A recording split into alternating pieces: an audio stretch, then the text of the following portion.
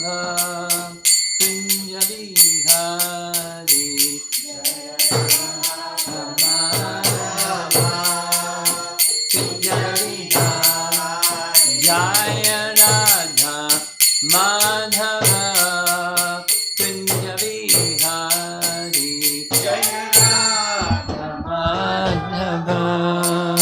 Kunja Bihari Gopijana Vallabha Girivardhari Gopijana Vallabha Girivardhari Gopijana Vallabha Girivardhari Girivardhari Jasodanandana Brajajanarandana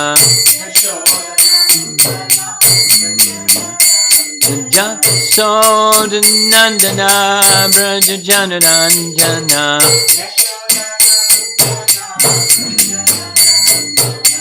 Jamuna Tira Vanachari Jamuna Tira Vanachari Jaya Radha Madhava Kunja Bihari Jaya Radha Madhava Kunja Jaya Radha Madhava Kunja Bihari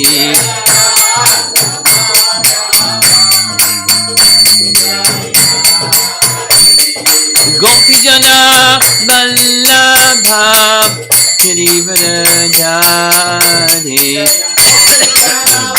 Radha Girivardhari Gopijana Vallabha Girivardhari Girivardhari Jasodanandana Brajajanarandana Jasodanandana Brajajanarandana Jamuna Tira Vanachari Jamuna Tira Vanachari Jaya Radha Madhava Kunja Bihari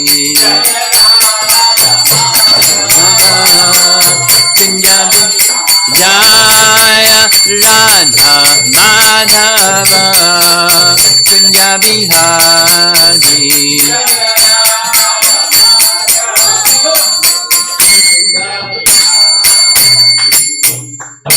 Jayom Vishnupad Paramahamsa Harivajagacharya Astatarapatasi Simaris Divine Grace A.C. Bhaktivedanta Swami Srila Prabhupada Ki Ananta Koti Vaishnavrinda Ki Gaura Premanandi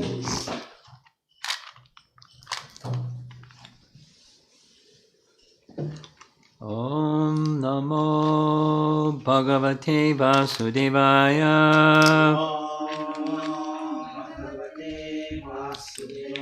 Om Namo Bhagavate Vasudevaya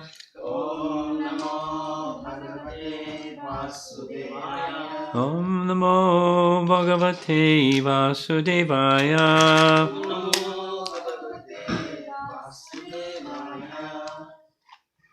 Well, sorry to tell you, but Krishna is going to leave Gokula and go to Vrndavan.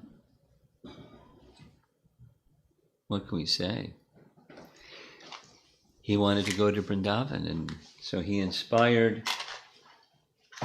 the elders to have a discussion about moving to Vrndavan from Gokula.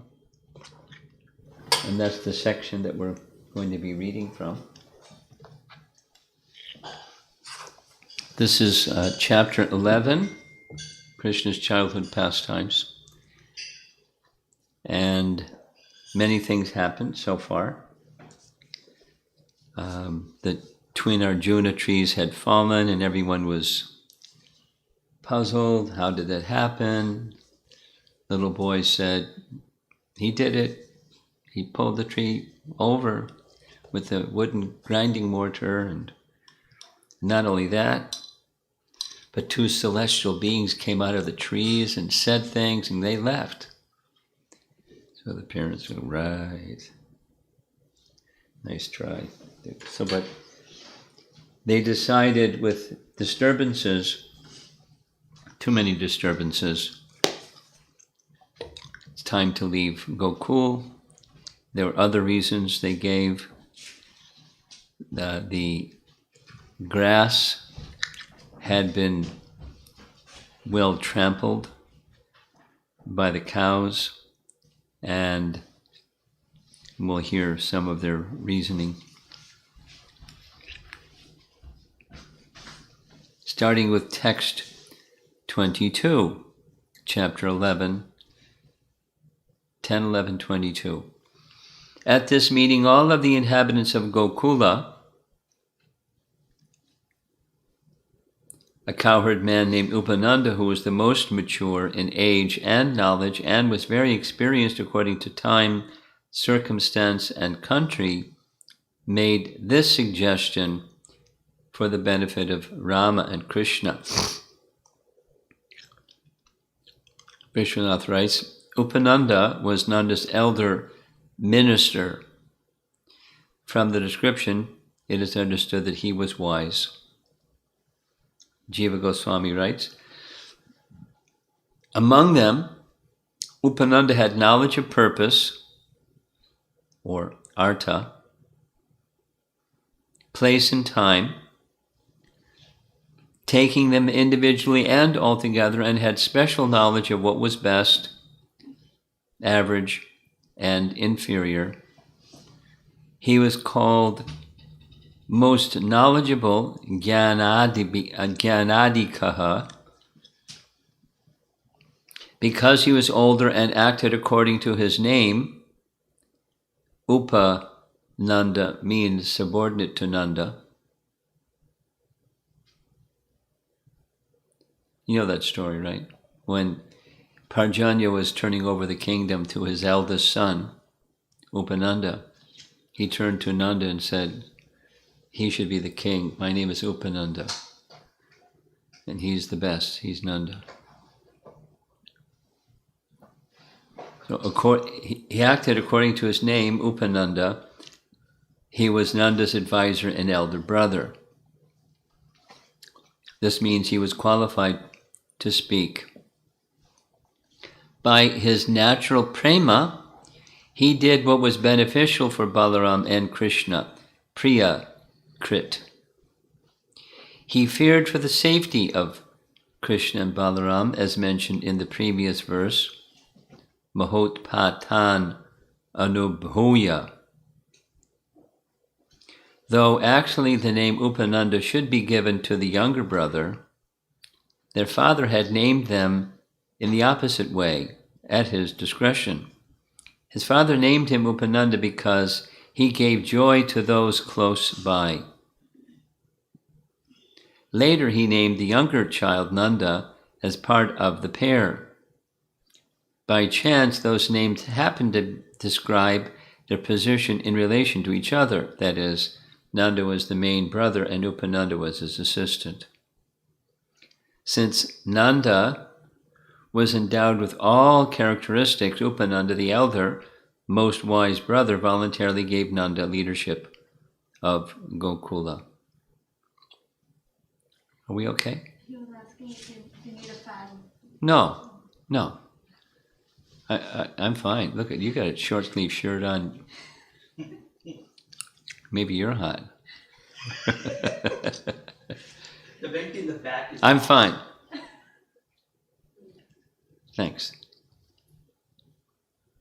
If I get hot, I'll let you know. Okay? All right.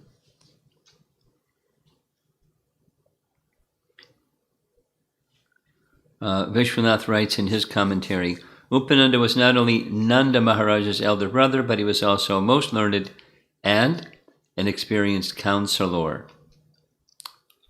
Text 23, chapter 11. He said, as Upananda, "My dear friends, the cowherd men, in order to do good to this place Gokula, we should leave it, because so many disturbances are always occurring here just for the purpose of killing Rama and Krishna." Vishwanath writes, "Thinking of the welfare of all the inhabitants of Braja, Gokulasya hitai sibihi, we should move." Jiva Goswami writes, "We should go elsewhere. Why? We think of the benefit of all the people of Gokula. Great disturbances, which may cause the disruption of our younger boys, may take place." Plural, boys. He mentions boys in general rather than Krishna, so that Nanda would not feel Krishna alone was the cause of moving. In reality, by looking after the welfare of Krishna, all others' welfare would prosper, while describing the pain of the disturbances to all the people. He showed affection for Krishna, who had come there out of curiosity by putting him on his lap, and spoke of the past incidents concerning Krishna. So this is Jiva's explanation. While he was speaking, it was only elders, but Krishna came while he was speaking and sat on his lap, and so he's showing special attention and affection to Krishna. Sanatana Goswami writes, "We should go elsewhere. Why? We think of the benefit of all the people of Gokula. By giving benefit to Krishna, everyone benefited. Though the real goal was Krishna, as explained later, Upananda mentioned danger to all the boys, since they would go quickly if all the cowherds became frightened. Or, if Krishna was in danger, it followed that all the boys were in danger. If there was danger to Krishna, the life of all beings in Braja, everyone in Braja, would be destroyed." Text 24. The child Krishna, simply by the mercy of the Supreme Personality of Godhead, was somehow or other rescued from the hands of the Rakshasi, Putana, who was determined to kill him. Then again, by the mercy of the Supreme Godhead, the handcart missed falling upon the child. 2. Jiva Goswami writes, by mentioning Rakshasas, Upananda hints that it is impossible for the Braja people to counteract them. What to speak of children counteracting them? Somehow Krishna was saved. We did not directly see the cause. By some inconceivable cause he was saved. The word he, HI, indicates that it was well known, experienced by all the people. He then explains the cause of Krishna's safety. It was because of the mercy of the Lord, certainly. Nunam, although we could not see it directly. Sanatana Goswami writes, the great dangers are described. By themselves, they could not prevent these disasters. This is described in 3 verses. Since Krishna was an infant, Balakaha, he could not by himself free himself. We did not see directly the cause, By some inconceivable fortune, he was saved. He is our very life. This meeting was suitable for elders. The youngsters were not present. Paragraph. By the mercy of the Lord, who removes all miseries and disasters, Hari, from him, he was saved from the cart.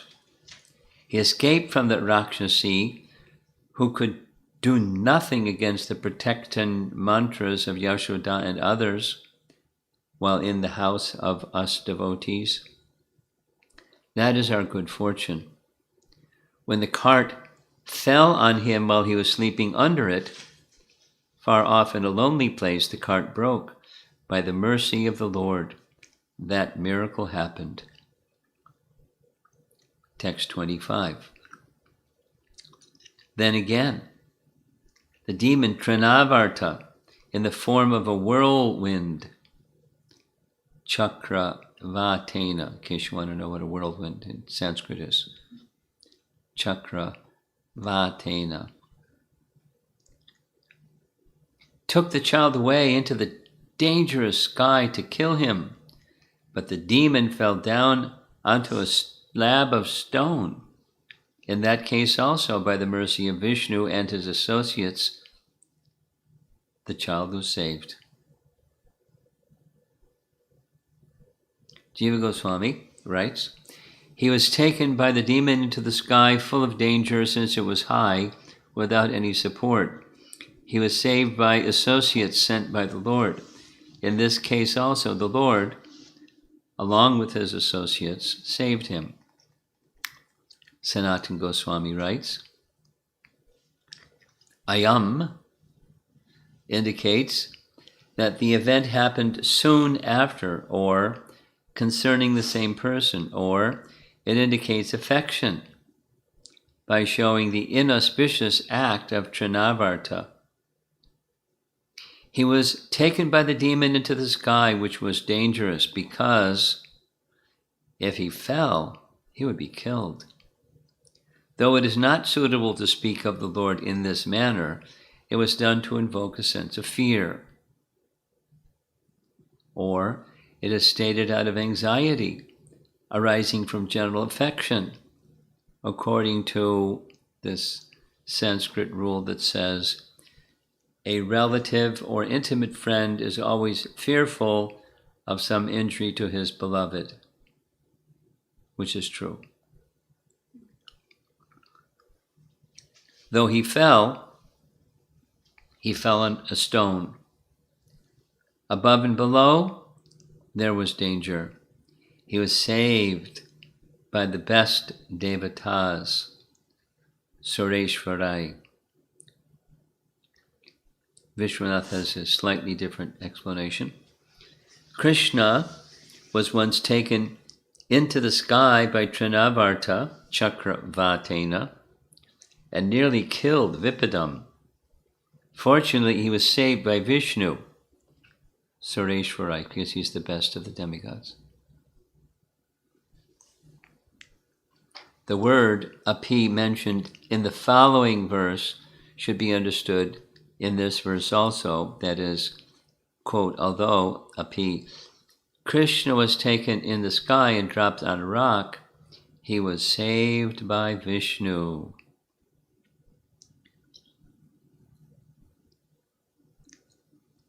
So there's only two more verses. Text 26.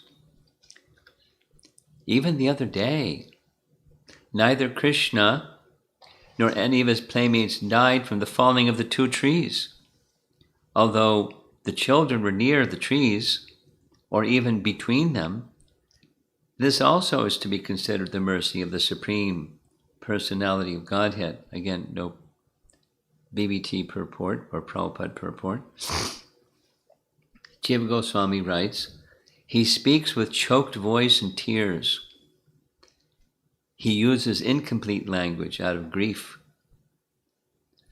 Sanatana Goswami writes, though it was improper to speak of death, he does so to have everyone recollect the inauspiciousness of the event in order to increase everyone's affection for Krishna. He was protected by the Lord, who spreads everywhere without fail, Achyuta. It would be impossible for anyone else to protect the boys who were scattered all over from the falling of the tall trees. And Vaishnava Toshini Jiva Goswami's additional commentary, the child and others did not die on going between the trees. This was also protection by the Lord. And comments that Upananda was speaking with a choked voice and tears. His language was not normal language because he was speaking out of grief.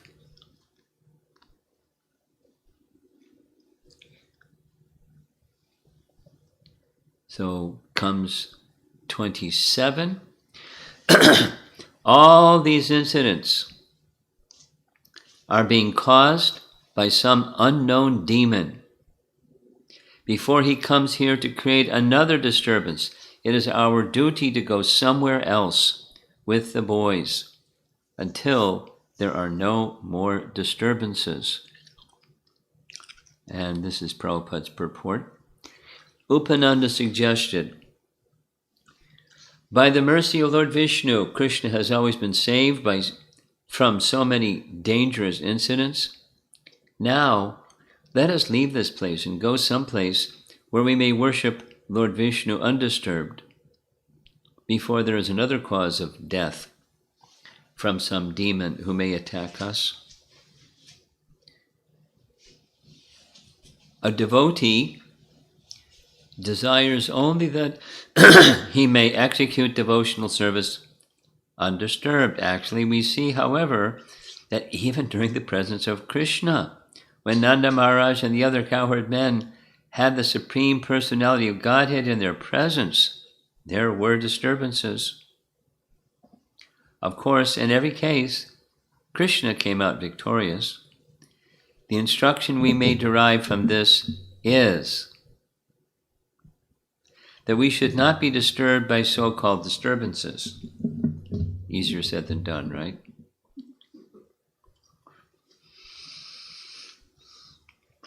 There have been so many disturbances to our Krishna consciousness movement, but we cannot give up our forward march. On the contrary, people are receiving this movement very enthusiastically all over the world, and they are purchasing literature about Krishna consciousness with redoubled energy. Thus, there are both encouragements and disturbances. That was so even in Krishna's time. A little social comment. So that's as far as we're going with reading.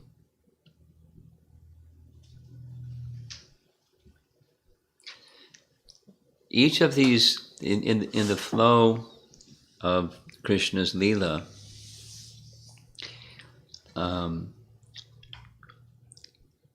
it's common that things are moving this way, and then all of a sudden they're moving that way. And then all of a sudden they're moving another way. Commonly, what's the reason behind is disclosed. Sometimes it's not specifically disclosed, but Krishna wants something. So he wanted to go to Vrndavan, and so then there was this whole sequence of things discussing about going to Vrndavan and why. And from Gopal Champa we heard, or Brihat Bhagavatamrita rather, we heard some of the reasons, additional reasons. The cows had broken the fields and the grass and even the trees, and so it wasn't as luscious for the cows where they were. There had been some previous time when Vrndavan was left, but now it's been restored, and it gives description of different types of grasses. That's coming tomorrow morning. Following morning. and evening. So it's a whole contemplation, but it has to do with the icha, the desire of Krishna. And from Krishna's desire, then everything happens. Specifically in his pastimes, in any case. I mean, Krishna desires for living entities to be with him in loving mood, but he doesn't interfere with their free will. But those that have a loving mood, he can easily influence them, and they just do whatever he wants for his pastimes. I mean, because we just read that section, a natural one to point to was the Damodar Lila. Krishna wanted his mother to feed him, but she was caught between the milk boiling over and feeding Krishna, and she used her rational faculty to say, if I just let the milk boil over, it'll spoil. So I can come back and resume feeding Krishna, so I'll take care of the milk, which is for Krishna, and feed Krishna next. But that's not what Krishna wanted. Krishna wanted to be fed, and so he did what he did. He threw a stone and broke the pot, and so forth and so on. But all of that was to assist Krishna in something that he wanted even several pastimes ago. He wanted his mother to scold him. Now, most children don't want that, but Krishna wants that because he understands it's coming from loving affection, and it's a particular taste of loving affection when mother scolds. And when mother scolded him, he not play-acted fear, but he was fearful, which is bewildering. He was afraid of Mother Yasoda's stick, so she threw away the stick. Anyway, one thing after the next was Krishna's desire. The love of Mother Yasoda was so strong, it controlled Krishna's desire. He removed, according to Vishwanath Chakravarti Thakur, Krishna withdrew his Satya Sankalpa Shakti, which is what I want, that's what happens. And his Icha Shakti, Krishna withdrew and extended his Kripa Shakti, so then she could bind him. And that's the glory of the pastime. The love of Mother Yasoda controls Krishna. Now he's bound, and he wasn't alone. He was with friends. They watched the whole thing. And now comes part two. Just, okay, now I have to fulfill the benediction to Nalakavira Manigriva given by my devotee Narada. He just like switched, U-turn. And now he's in another mood, delivering Nalakavira Manigriva. And then his father comes and sees the two trees fallen on the ground. And so he's now, it's his father with his fatherly affection and embracing Krishna, and then the next thing and the next thing. It's just the flow. It's likened by Jiva Goswami to like a flow of a river, and there's waves in the river. And the waves, when the waves mix, then it makes, the waves are like bhavas, and the mixing of the waves is like prema. And Krishna's displaying pastimes of love and churning the emotions of his devotees in various ways so their loving emotion is felt, and he is enjoying in their relationship with him because there's nothing else between them than loving dealings. According to their nature, it's loving dealings and a flow of loving dealings. He doesn't lose his position by being controlled by their love, because he's still the supreme controller. She can't bind him unless he allows her to bind him, and so forth. So Krishna wanted to go to Vrndavan. And then later, Krishna wanted to go to Nandagram. And then later, so the flow of Krishna's pastimes is, it's his desire moves everything.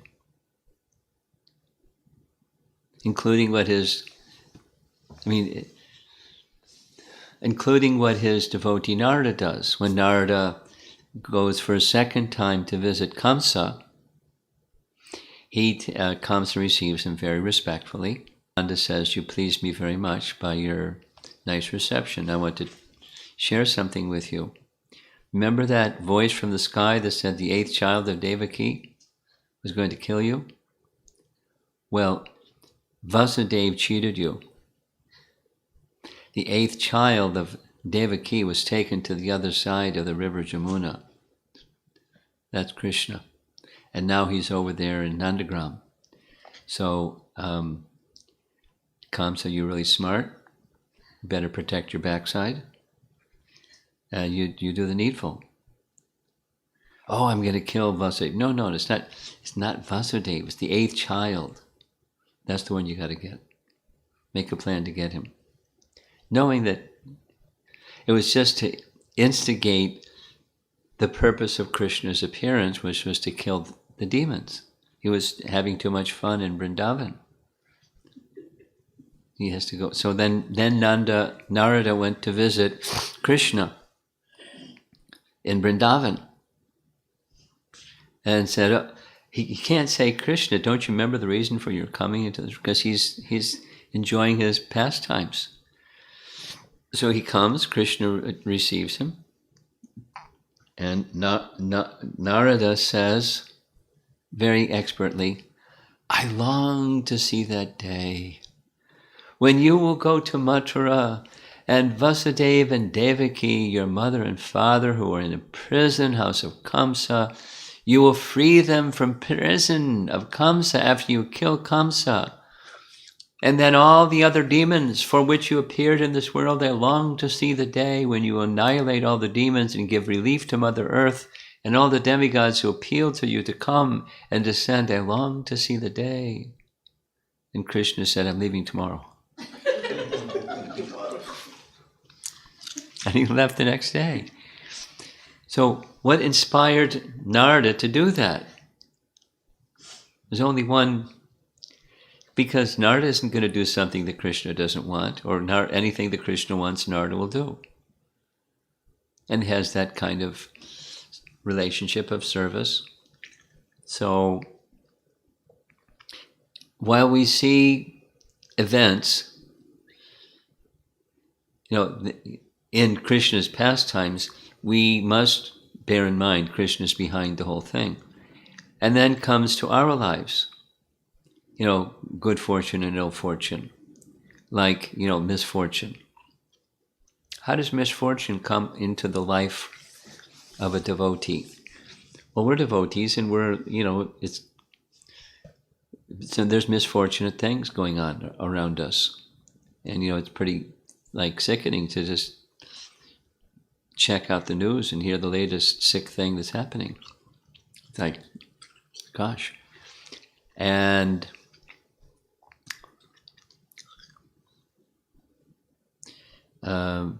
anyway, misfortune.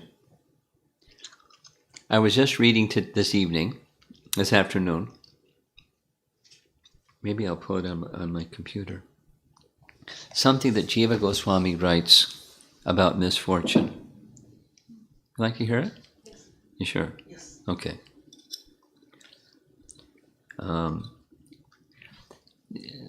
I'll say it while I'm looking for the file.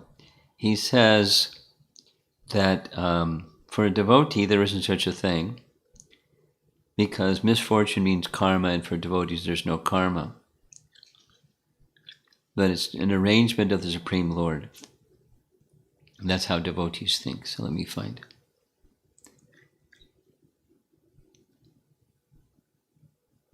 Okay, there we go.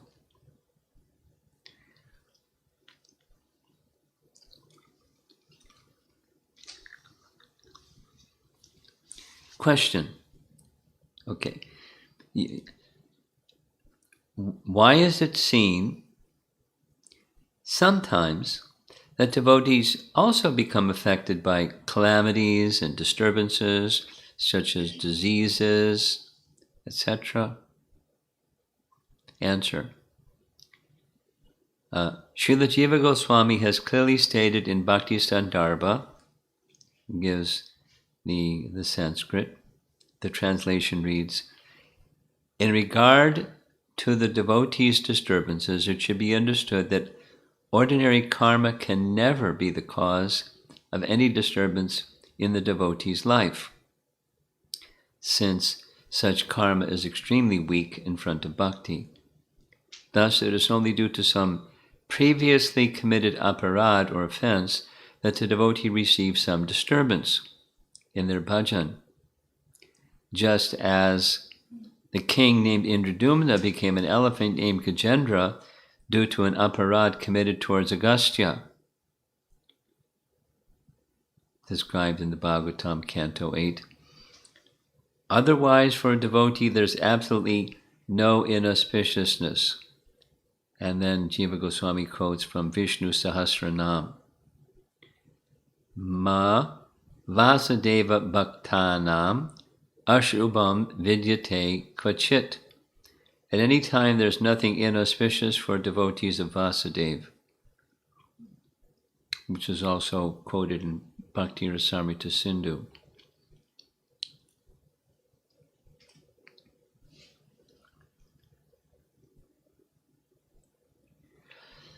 So there's the Braja calamities, and there's our, conditioned soul types of calamities.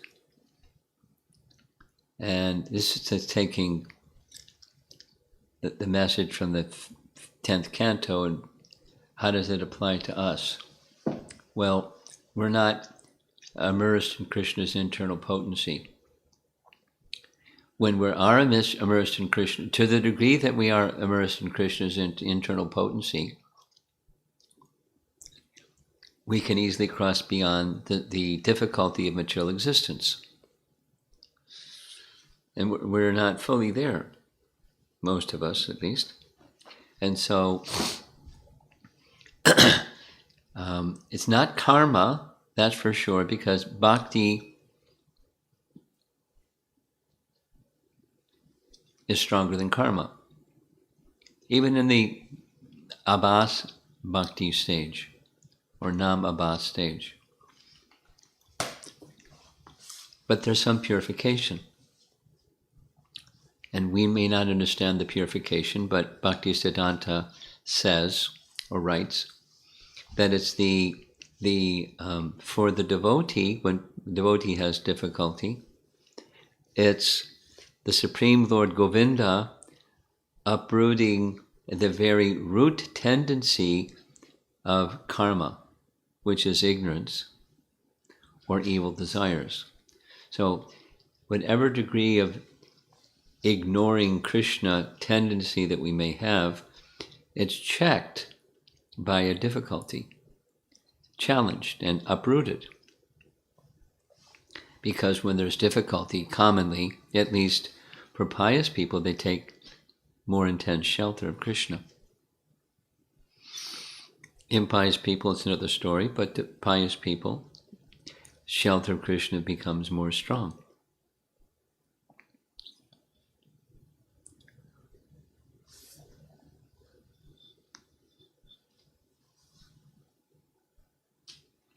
Each one of us, for certain, will have to leave this world. And then when any one of us or someone dear to us,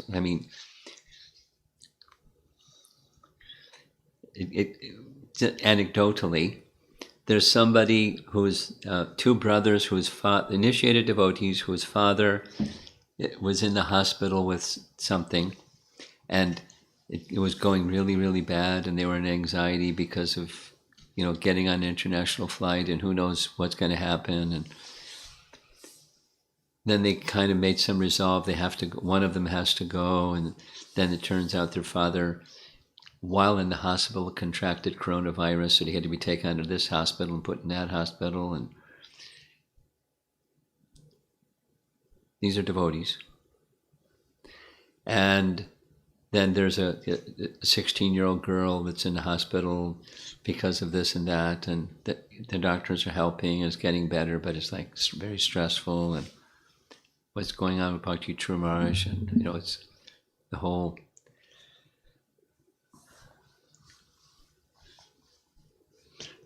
So we're not exempt. We're not in Vrndavan, where we can just Krishna, and he takes care of Putana, and takes care of Shakatasura, and takes care of Trinavarta, and takes care of everything. Not quite like, we're not Brijbasis. But Krishna is behind everything, and purification, and hardship, difficulty. I mean, people without jobs, and so it's the time that we're in is tumultuous, and we just have to adjust our direction of our service, not the position of service, but the direction that we render our service, and how we extend ourselves to Krishna with prayer, and trying to be of service to whoever we can be of service to for the pleasure of Krishna. And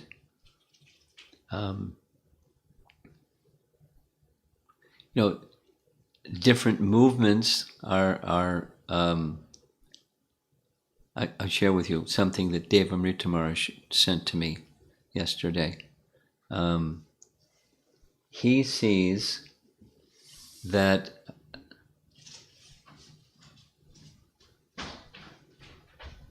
everything's okay? Okay. He sees that what's going on? Huh? Nothing. Okay. Come on back. Something on the stove. Something's burning?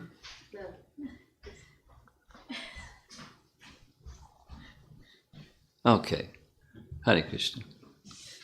A very strong meditation for him, service-wise and direction-wise for the world that we live in today, is the urban-rural connection.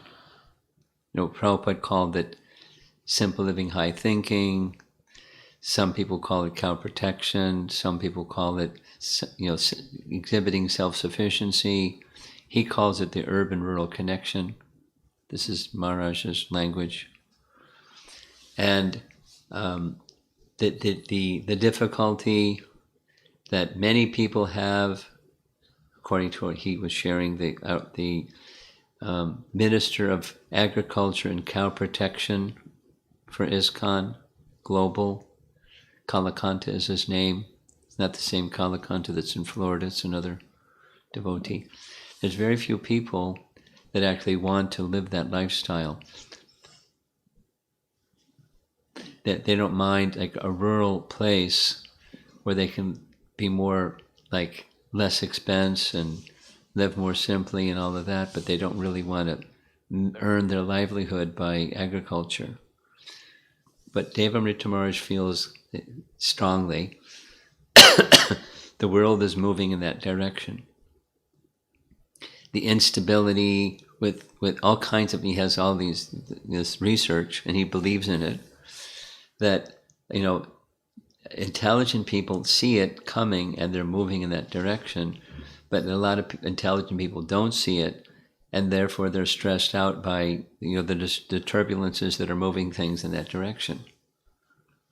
That's, if he was in the room, he would say, no, it's not quite like that, but something like that. And in his preaching in colleges and wherever he goes, it's encouraging people to consider that lifestyle, but there are not so many people who want that lifestyle. So instead, there's a struggle because they've taken up something artificial. Now, the topic that we just read is the disturbances in Gokul moving to Braj. And it was the right thing to do, besides Krishna wanted it. The disturbances, and that was good for the cows, and so it was the right move. But even the point was, even in Krishna's pastimes, there are disturbances, and they reoccur. It's slightly different, and it's slightly different. And so, what do we learn from that? Besides the sweet pastimes and Krishna's protecting them even when there's difficulties, there's opportunity for each of us for Krishna's shelter, and through difficulties, He's extending His lotus feet to us, as well as the difficulty. There's multiple sayings like that. I'll read another one. This is from the story of Bali Maharaj.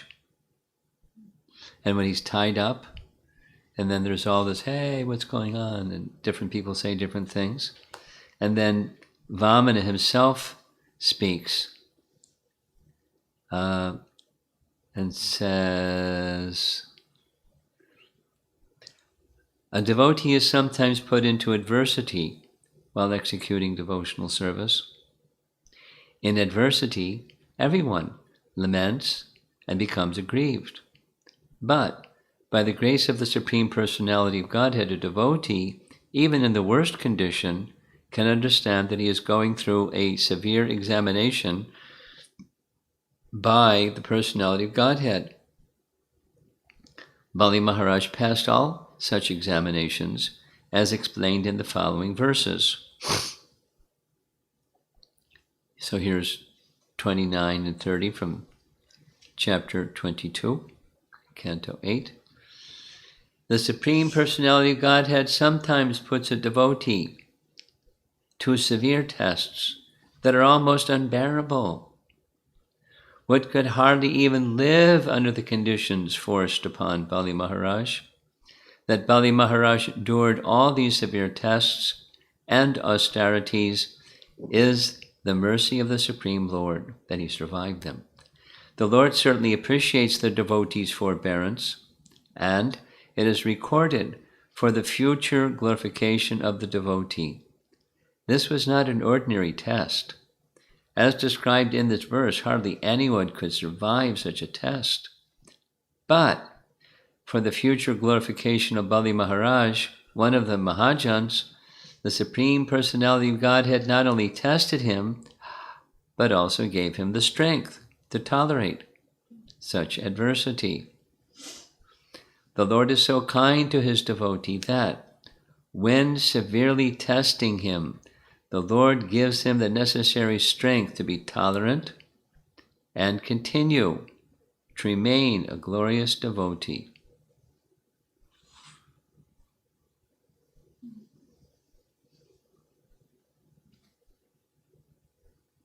Now it's pleasant sounding. And then when the severe adversity comes, separates the men from the boys. That's an American expression. Or there's a Chanakya Pandit saying that when someone has difficulty, it's the real test of the character of the person. Chanakya Pandit, I was asking a devotee who shared this with me to give me the exact quote, but something like this: as you can test gold by rubbing it on a stone, so you can also test the quality or character of a person through how they perform during adversity. Or what Prabhupada writes in Krishna book, that's another very nice one. Chapter 89 of Canto 10 is the Bhrigu kicking Krishna in the chest. And in the Krishna book, Prabhupada writes, let's see if I can find it.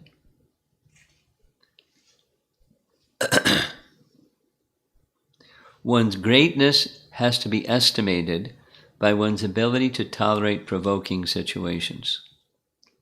I'll read it again. One's greatness has to be estimated by one's ability to tolerate provoking situations. Shall I read it again? One's greatness has to be estimated by one's ability to tolerate provoking situations. So there are provoking situations in life, and sometimes we're not so great. But sometimes Krishna gives the strength and forbearance and tolerance to understand this is Krishna's testing me, and he wants me to pass the test. So, because it's Krishna that's in charge. What Mother Teresa writes is, in the final analysis, after all, it's not between you and them, it's between you and God. What's going on, and people may do mean things. It's between you and God. Now, it doesn't mean you have to just be docile and be somebody's punching bag or something like that. But in the final analysis, it's between you and God.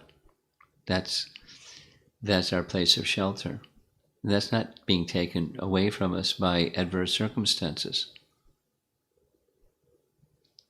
That's higher consciousness. That's one's greatness. Recognizing that.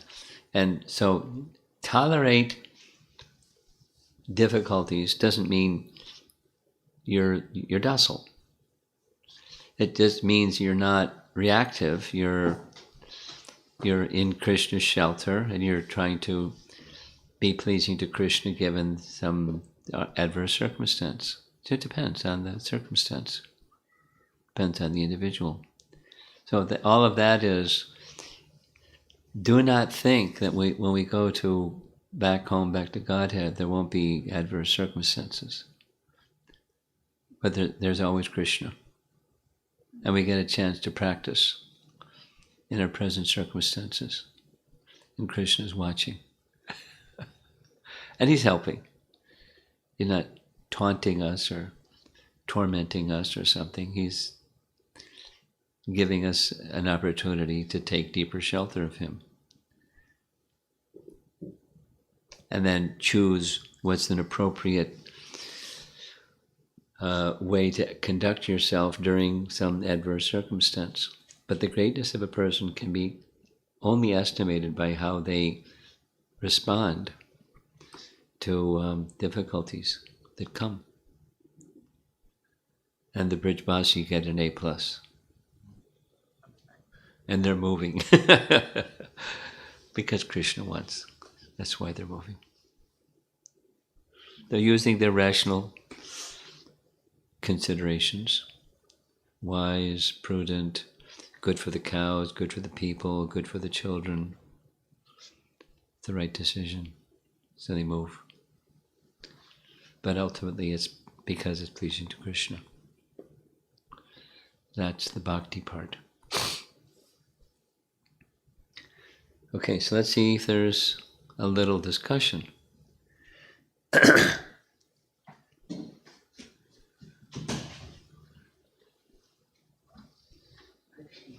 Haribol.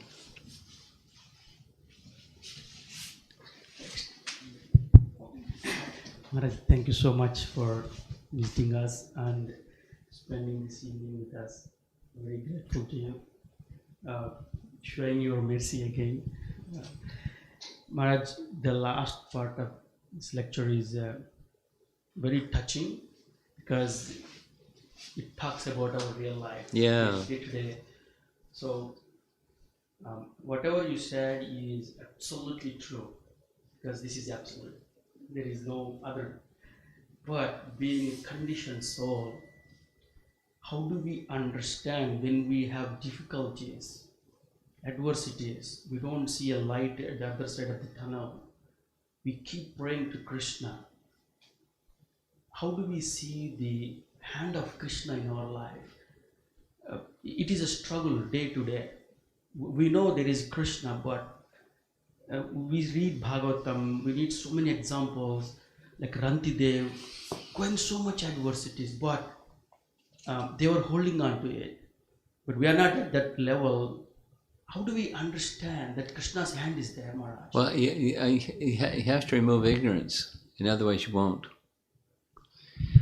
You have to remove ignorance, otherwise you won't understand. You said it 4 times. How can we understand? And I'm just being very direct. We will not be able to understand when we're covered by ignorance, because ignorance blocks that understanding. So how do we go to the process of removing ignorance? Then you can understand.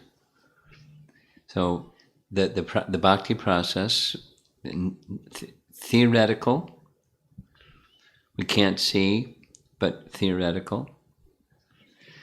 We understand by symptoms. We understand the presence of a thing, like we understand the presence of the soul by the symptoms, by consciousness. And the absence of the soul is the absence of consciousness. We understand a thing by its...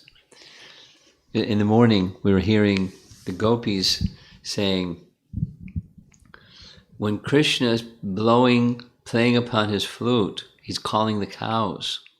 Although he's calling the cows, the trees and creepers, they hear. And although he's not calling the trees and creepers, just hearing the sound of Krishna's flute, they become stunned. And the symptom of their being stunned is flowers, abundant flowers, and sap comes from the trees like tears. So there's symptoms that we can understand. They're feeling the presence of Vishnu within themselves. Now, how do you know what a tree or a creeper is feeling? But by symptoms. So this is the gopis. How do we understand Krishna's hand behind things? By symptoms. But if we're in ignorance, we don't. So whatever it is that's world events, or something that's happening within the household, or something that's happening in the community, or something that's happening. How do we understand your question 4 times? How do we understand the hand of Krishna? Well, without purification, in a covered condition, we're not. We can have some faith that Krishna's, as super soul, he sanctions everything. Now, why would he sanction bad stuff? That's like a natural question. Well, he shouldn't. He made a mistake. So he didn't make a mistake. So how do we understand? There's many ways to understand.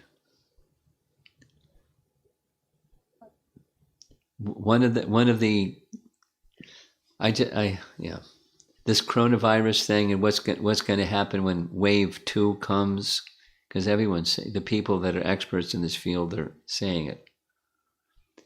And we don't know what it's going to look like, but we know there's going to be one. And et cetera, et cetera, et cetera. So why? Why not? I mean, the hand of Krishna, so many sinful activities in the name of religion included. And then, so are people going to get it? Well, why do you have a prison? Because people are criminals. You put them in prison. So they're being restrained. Their freedom is being restrained. And people are, anyway. So it takes knowledge, but even to see that as it's happening,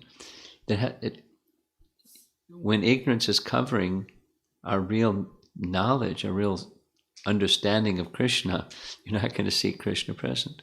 Even so, we're devotees, but we're not purified, able to see. So you need that purification, and like what we're doing, hearing Srimad Bhagavatam and engaging in the bhakti process, so that cleansing, Chaita Darpa Namarjanam, is taking place. And gradually we can start to see the thickness of Maya is becoming less, and the faint understanding beginning glimmer of understanding of how Krishna is there in all the things that happen?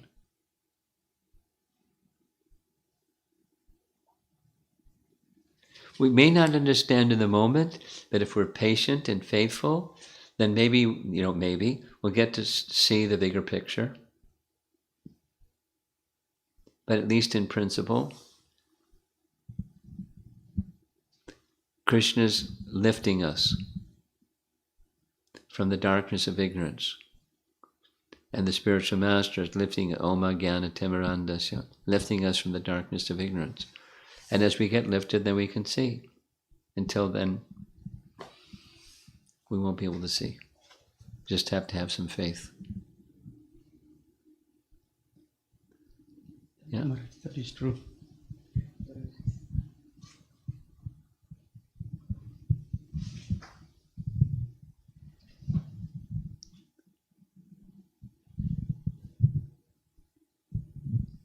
Hare Krishna Maharaj, thank you for the wonderful class. There will be many, it's kind of a follow-up question.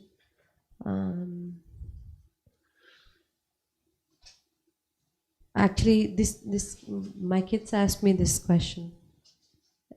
Like I tell them that, we have to have faith in Krishna, faith in God, immaterial of the results.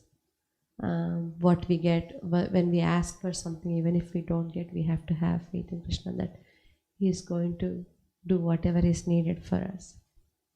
But I'm waiting for the but.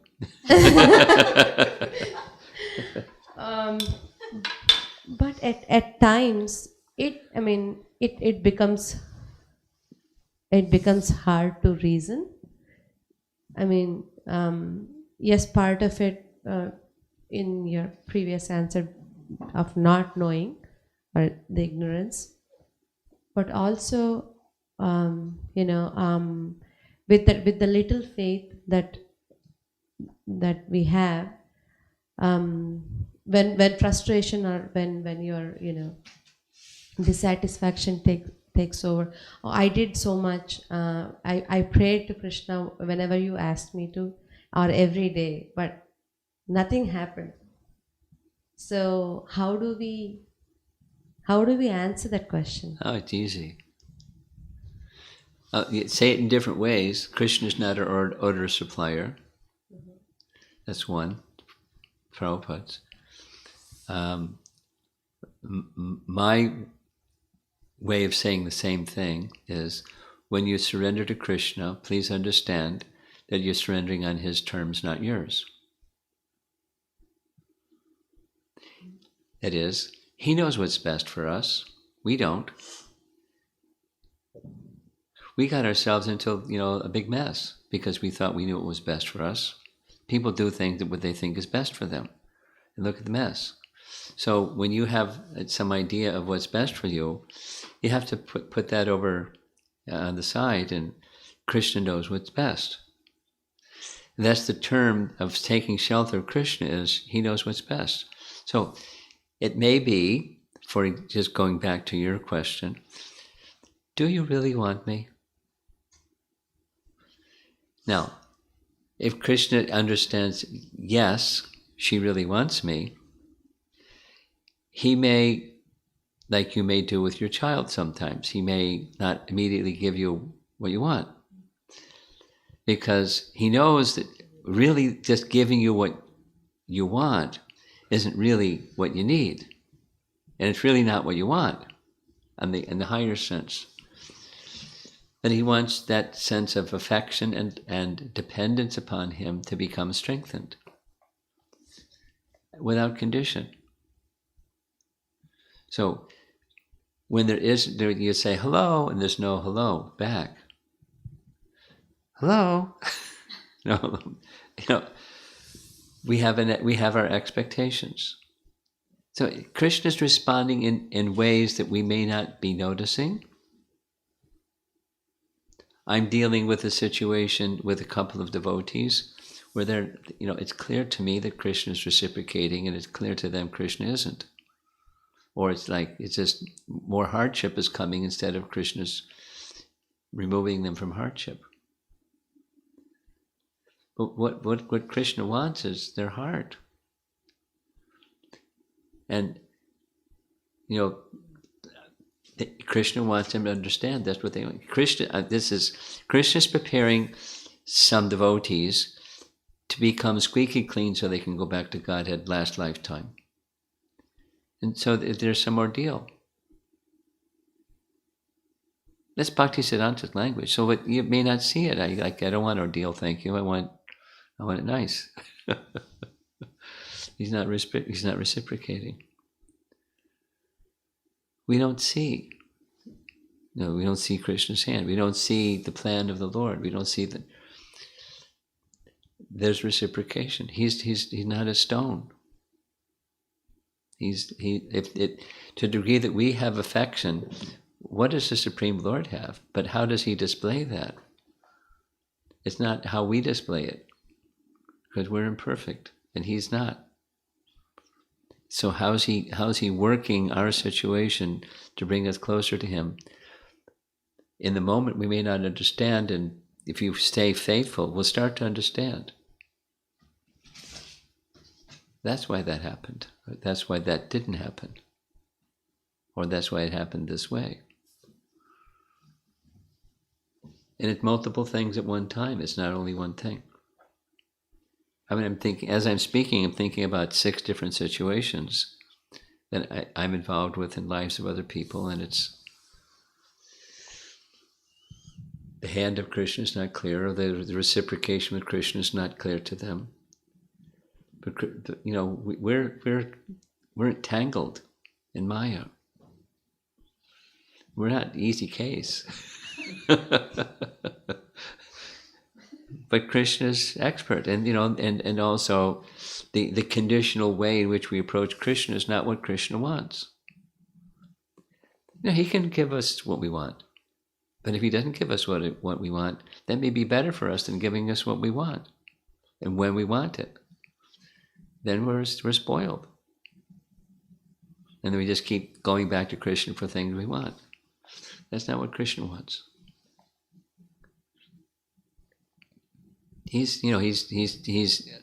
We're trying to become devotees, and so he's taking our hearts to the place of devotion. Now, going back to your question, our faith may not be so great, maybe like very little. Krishna knows whatever it is, and he's helping to make it stronger. And sometimes people take wrong turns. People that I know have taken wrong turns, and it's sad. But you know, you don't give up on them. You want them anyway, and they may not right away come back. But Krishna doesn't forget them. Although they may, you know, like the son goes away from home and the father never forgets the son. The son is busy forgetting the father, but the father never forgets the son. So Krishna is like that. And we're trying to get closer, or somebody, I don't know if you're speaking yourself or somebody dear to you, and it's not happening, and my faith is being tested, and Krishna knows.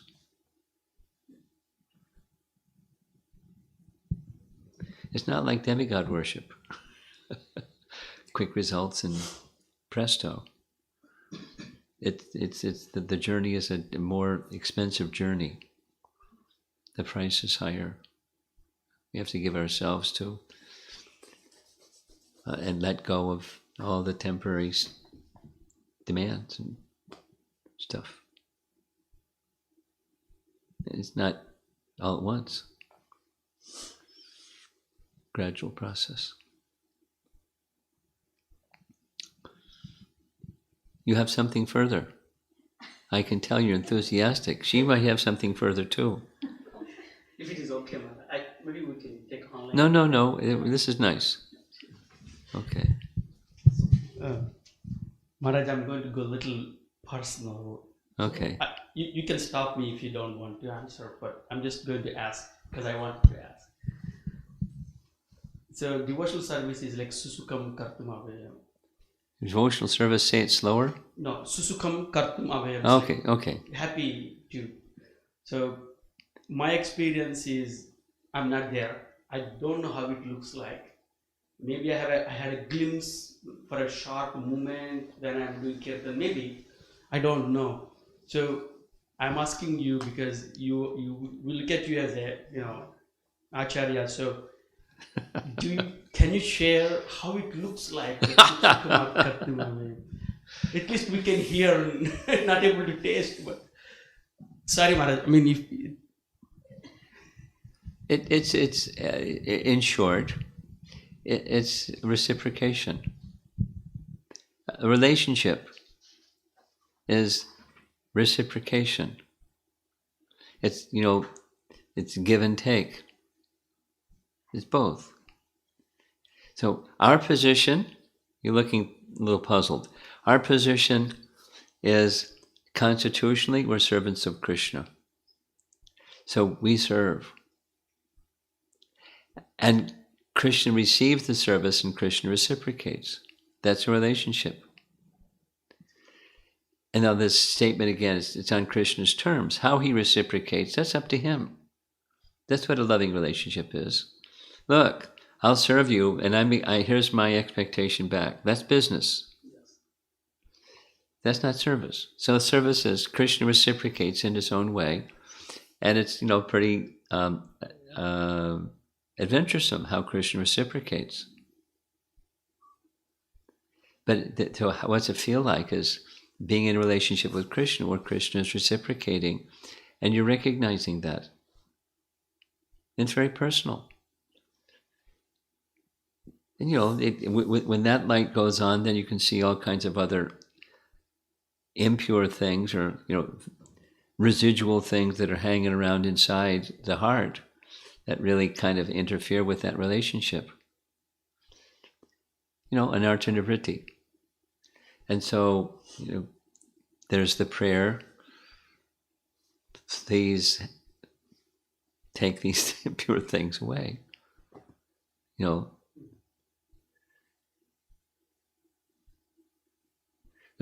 Krishna does that.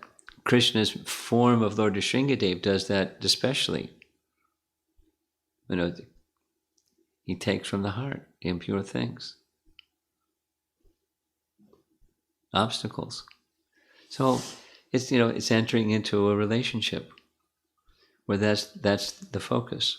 You're doing many things, but there's like you're a family man, so you have a wife and a son, at least one. You made there two, okay. So your life, your so many things you do, it's centered around those relationships. In so many things, but it's centered. So then this just bumps it up to there's a relationship with Krishna that's at the center of those relationships. And it just evolves to the point where that's at the center.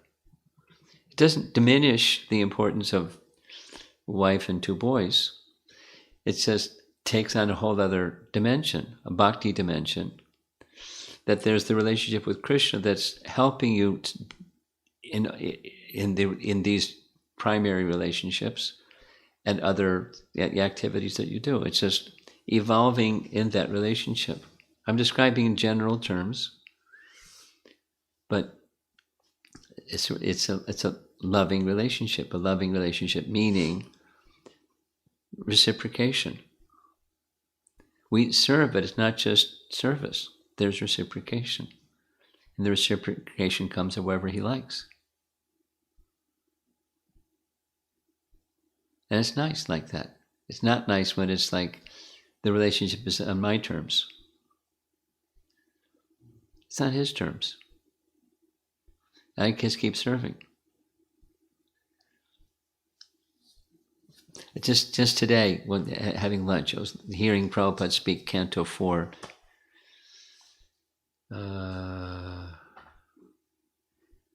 Forget the verse number, but he was saying in pushing forward Krishna consciousness, there's difficulties.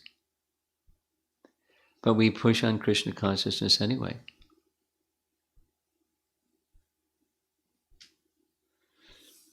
Because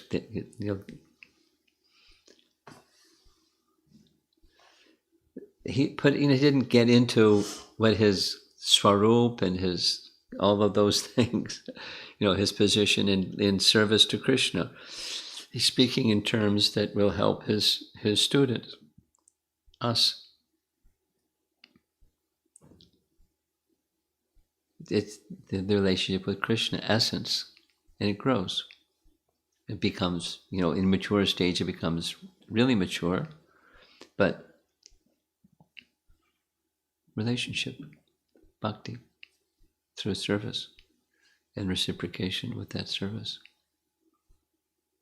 Chanting, reading, preaching, organizing, needs of family members, and Krishna's there.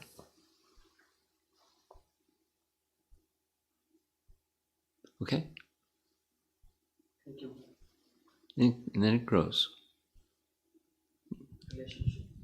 unlimitedly. Okay, how are we doing with online? We have around 5 or so. Okay.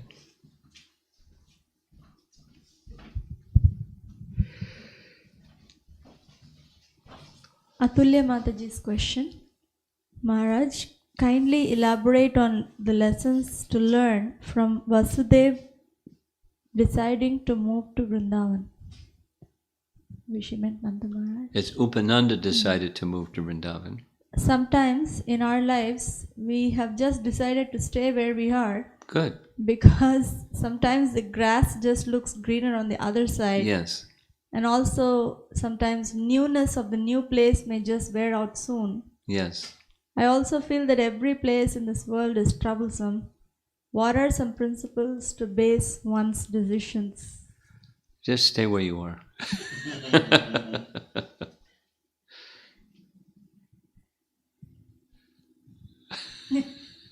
Keep it simple. This is from Megha Mataji from Naperville. Her question is from, she read in Srimad Bhagavatam, Canto 1, Chapter 12, that when there is a Mahabhagavata in the family, up to 100 generations past, present and future can be liberated. Yeah. Her question is, would the 100 generations be delivered even if they are engaged in materialistic activities? Because down the line, 100 generations in Kali Yuga is going to be really looking bad. Yeah. But Prabhupada answered that question in a different way, not the 100 generations Mahabhagavata, but what kind of liberation? Prabhupada's answer was, they will have the opportunity to engage in devotional service. And that he didn't give the philosophical explanation, but the philosophical explanation is devotional service is rendered from the liberated position. Mam Chayovya Vicharena verse. It's from the liberated position. But they can say no. This is from Sanchari from Houston. Sometimes when engaged in prayer, the thought comes that I'm not alone in my feelings because the source of everything knows everything that I'm going through. Not just in an impersonal checking the boxes kind of way, Good. but in a personal experienced way. Good. And it helps in staying connected through prayer. Is it sentimentalism to think that Krishna feels all types of emotions, even so-called negative ones? How does that fit in with all this preamble? Krishna has emotions, but not the kind of emotions that we have any experience of. He may have what looks to us like a negative emotion. It's an ecstasy.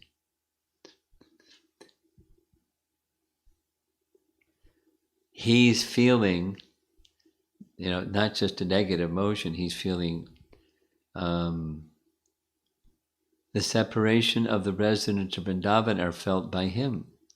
He feels separation from them. So you can call that a negative emotion, but it's not. It's an ecstatic emotion. He has ecstatic emotions. This is from Shivaram Prabhu from Palatine. Narada Muni glorifying Krishna about his future activities, and then later Krishna leaving to do those activities seem like manipulative to my mind. Can you please clarify? It's love. It's not manipulative. He loves Krishna, he knows Krishna's heart, and he's serving a function in loving service to Krishna. Now, if somebody else were to do something like that, that may be a very good label, but that's not Narada.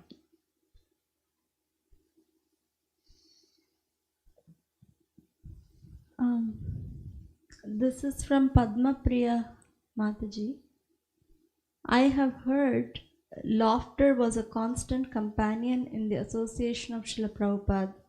Who was? Laughter, laughter, joyfulness Okay. is a constant companion when in the association of Srila Prabhupada. Hope that Krishna is kind is a constant message you are feeding us day in and day out. Yeah. Times of tough, beyond imagination, living inside containment zones, not sure what's awaiting tomorrow. Okay, it's a comment, sorry. Your Vani association is very hope-giving. Thank you very much, Maharaj. Okay.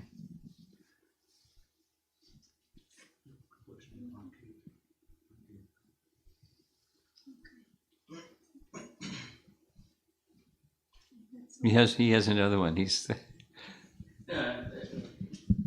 Go ahead. No, we need it for on there. Maharaj, this is out of context. We were reading 4th canto where Prithu Maharaj is chastising Mother Earth. He's angry. So one of the verses at the end of 17th chapter, Prabhupada talks about Krishna's energies, internal, marginal, external energies. And he quotes living entities are also part of marginal energy. And Prabhupada quotes Brahma is also a living entity, is part of marginal energy.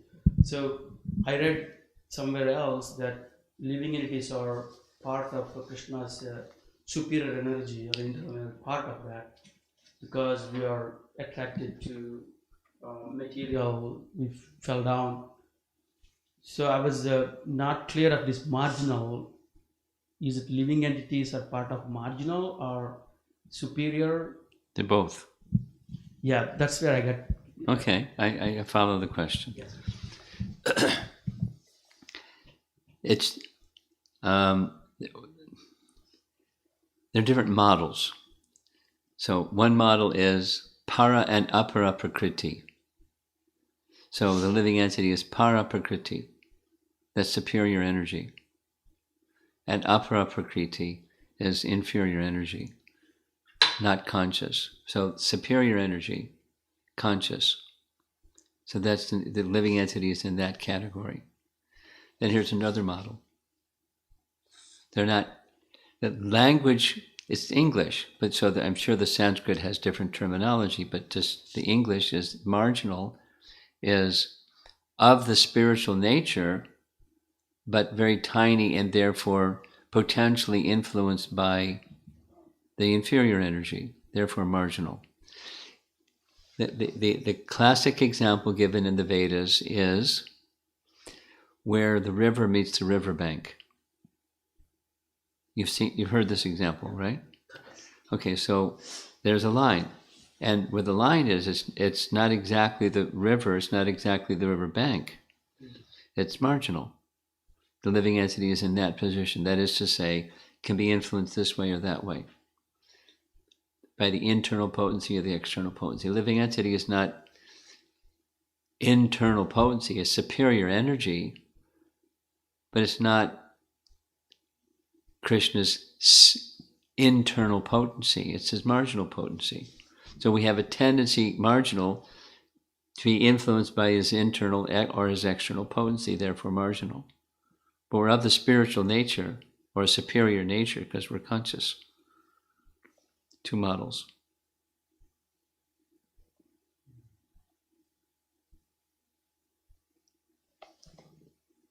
So living in it is struggling in between. Huh? Living in it is struggling in between.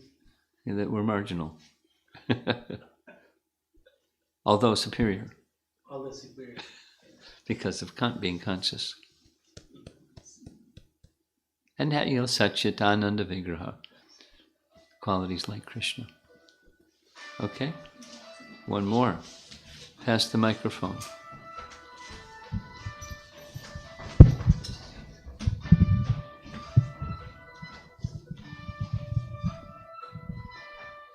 So this is from Amara Mataji.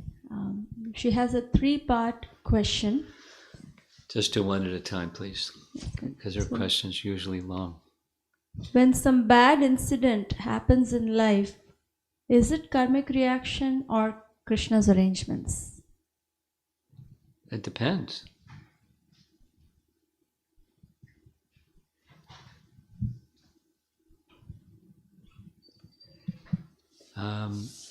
Bad things happen to bad people, and some bad things may happen to devotees.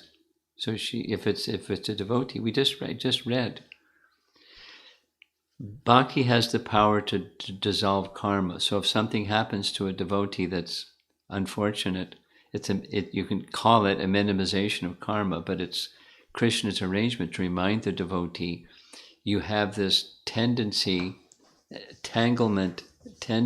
to be involved in matter. So come to me. It's different than karma. The second part is, what is the difference between karmic reaction and Krishna's arrangement, and how are they related? Well, it's the same question being asked in a different way. Next question. How to forgive the instrument of karmic reaction or Krishna's arrangement, particularly when one is not able to see Krishna's hand? Well, on the instruction to do so. That's how you do it. Very simple. And if you can't act on the instruction to do so, then you won't.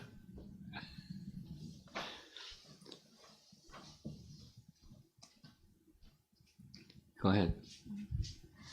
This is from Balaram Prasad Prabhu. Faith is always shaky in spite of hearing again and again. We always see some reciprocation from Krishna and we say Krishna's hand is there. Next time we are expecting another reciprocation from Krishna for the next adversity, but there is no reciprocation. Well, you say there's no reciprocation, but we went through this. That was her question. It may not look what we're expecting it to look like, and therefore we say there's no reciprocation. There's reciprocation. So he's just asking, looks like our consciousness is more of business instead of depending on him. How to process this and develop faith? You've understood correctly. How to process it is just be honest with, that's the mentality that I have, a businessman's mentality, and I need to move from the businessman's mentality to the devotee mentality, and you move in steps, acknowledging this is where I am. This whole topic of acceptance and progress. This is where I am, and this is where I want to go, and here's some steps I can take to get there. That's what you do. And you want to get a detailed answer, listen to all those recordings on acceptance and progress from our Gita Nagari retreat. We discussed it for 3 days. This is from Brajabhumi Mataji from Palatine. The way each universe has a Brahma, is Narada Muni also different for each universe? Somebody asked that the other day. It's not the same. Whether it's the same Narada or not the same Narada, Narada's there. Okay? If it is okay. Huh? She has a question. Okay. Maharaj, you said bhakti is stronger than karma. Whether we start doing devotional service or before devotional service, I mean, everybody is bound to do mistakes in their life, whether small or big. Yeah. The byproduct of one of the byproduct of doing devotional service is knowing what, slowly coming to know what you have done. Yes. Yes. But if bhakti is that strong, how do we see whatever mistakes, to the degree whatever they are, how do we see that? And I don't want to be despondent of, let's say, if I did some mistake or if I committed something, I don't want to be despondent of it. But You don't want to be what? become despondent of after knowing that I did a mistake, after what I've committed, because We'll be really miserable if we got despondent when we make mistakes, because we make so many mistakes. So we don't go there.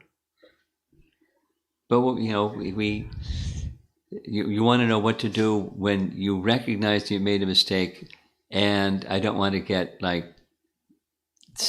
bent out of shape or diminished in my enthusiasm. I want to carry on a devotional service. Right. When recognizing, so let's do it again. Bhakti helps us become cleansed, and as we become cleansed, we realize A and B. We make mistakes, and there are mistakes that we made in the past that we didn't even recognize that were made, and now I'm bearing the fruits of those past mistakes, although minimized. So now, how do I not feel bad about myself or feel discouraged? I want to stay strong in bhakti when seeing things that I couldn't see before when I was in ignorance, or more ignorance than I am now.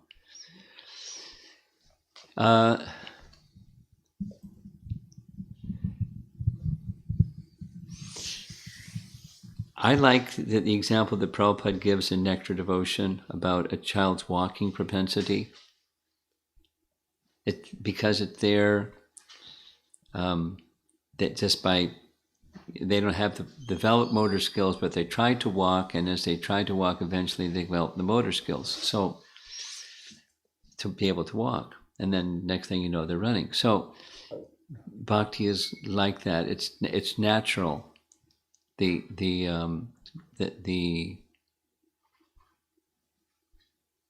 place to take shelter of is bhakti is natural. So the other is unnatural, or a diseased condition. The mistake is part of my unnatural, artificial, and diseased condition. I have the material disease. I've been infected, and in that infected condition, I have symptoms. And part of it is making mistakes. So, but I want to go to the bhakti position that's beyond the mistakes, and so let me keep going with faith in the bhakti process. I'll take responsibility for my mistakes. I'm not going to just dismiss them.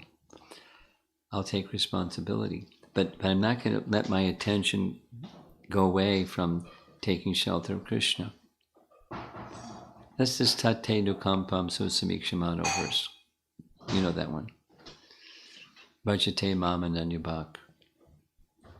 I will not budge an inch from that position, shelter taking of Krishna.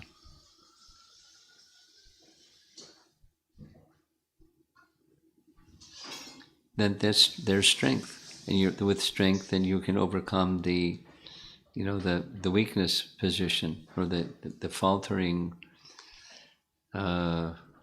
feeling bad thing. Keep going forward, and be in association with persons that are going forward, and they can help you when you get a little wobbly. Okay, Hare Krishna.